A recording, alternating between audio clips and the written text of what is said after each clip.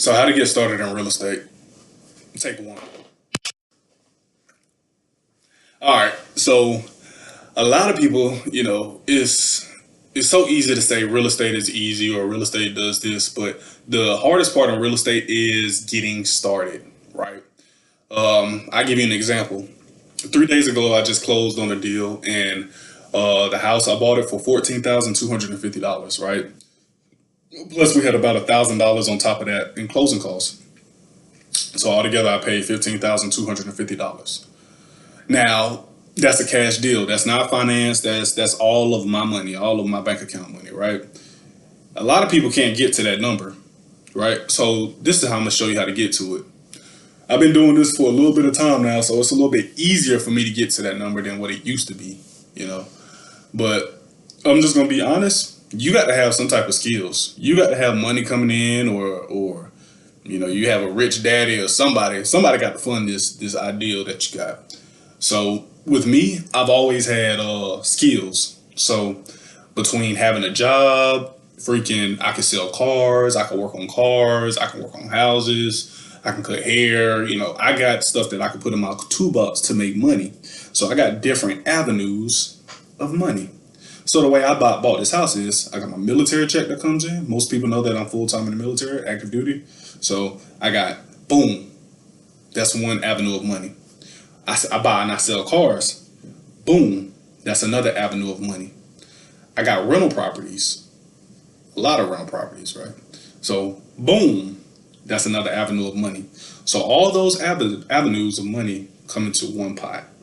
All right. So at the end of the day, do I make $14,500, whatever, how much have I paid off of the military? Hell no. Do I make that off of selling cars? No. Do I make that off of rental properties? No.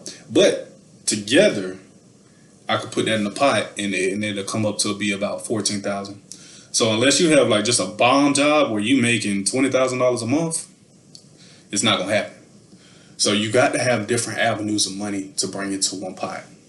Now another way that you can buy houses is if you got good credit, you can go get loans. If you know people, you got to have somebody financing these deals. I don't have nobody. I don't like depending on people to give me money. You know what I'm saying? I like to go get it myself. So if I win big, I win by myself. If I lose big, I don't have to explain nothing to nobody.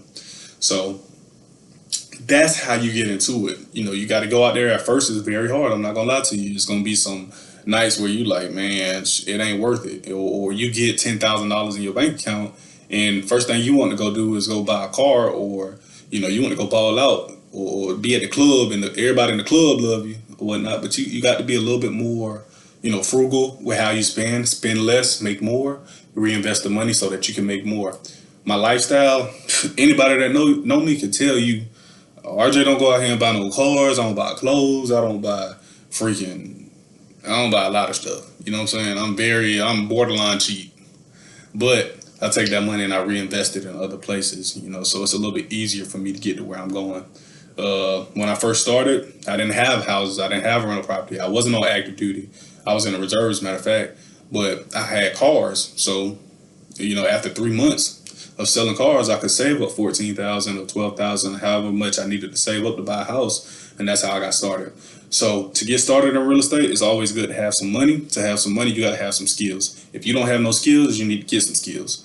If you can't get no skills, I'm going to be honest with you, you can't do no real estate. But yeah, that's lesson one. Stay tuned for lesson two.